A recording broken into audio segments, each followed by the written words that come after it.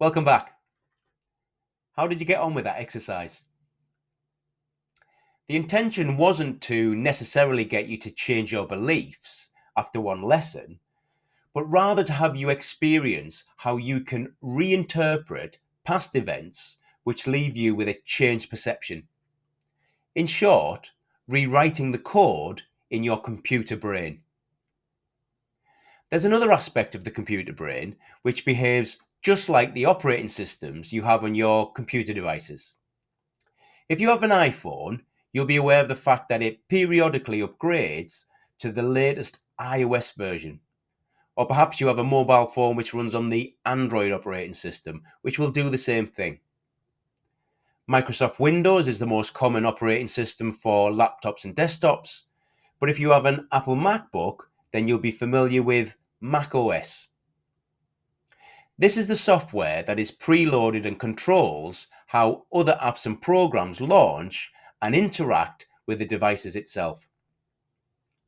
We have very similar functionality in our own brains.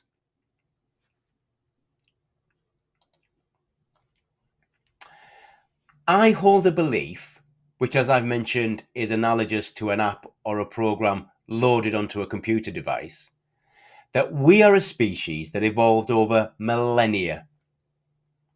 I generated this belief from my experiences at school when I was taught about the work that Charles Darwin did, and also from the countless science-based documentaries and books that I've watched and read. I believe that small incremental changes happened between generations, giving our ancestors, who were born with those changes, an advantage over the other members of our species. Now, when I say advantage, what I mean is being more successful at producing offspring who survive long enough to produce their own offspring. The two principal ways of producing offspring who produce offspring was to be very good at surviving and also thriving.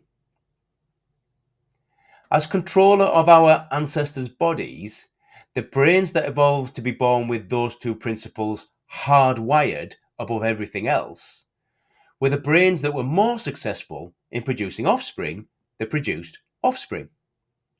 By definition, we are the descendants of the most successful ancestors because the unsuccessful ones didn't reliably produce offspring. This hardwiring is our preloaded operating system. These two principles heavily bias the programs we write and store inside of our computer brains. Therefore, the things we become proficient at are the things we think are helping us survive or thrive. By helping our brains to recognize errors in our programming, which inadvertently challenge our need to thrive, we can take advantage of this hardwiring to change the coding and ultimately change the actions of our output devices. So if leaders can see that the business could benefit from people adopting new actions and behaviors, they need to find a way of helping those people interpret the changes so that they meet the criteria of helping them as individuals survive and thrive. By the way, this isn't a manipulative trick.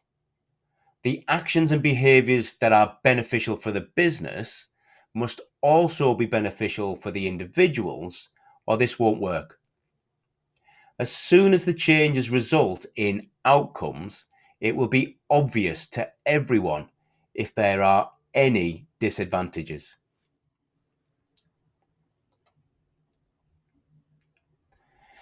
Before you start the next video, I'd like you to do another little exercise. Write down the last 3 times that you felt yourself have a strong emotional reaction to something you were asked to do at work. It can be good or bad. Something that made you feel excited, perhaps, or something that made you feel frustrated and got you thinking about how the request was going to impact you. Then write down how it made you feel. Then I want you to write down what you did immediately after hearing the request. Did you speak up? Did you say or do nothing? Did you walk away and put as much distance between you and the person making the request? Perhaps you received the request by email and you either replied instantly or closed the email and got up from your desk to take a break. Next, characterize your reaction in terms of how it affected you in your position within the company. Did it represent an opportunity or a threat? Finally, can you link it to whether you were thinking about the short-term consequences for you, so your ability to survive in your current role, or whether you were thinking about how it could affect your future prospects, so your ability to thrive? Do the exercise, and I'll see you in the next video.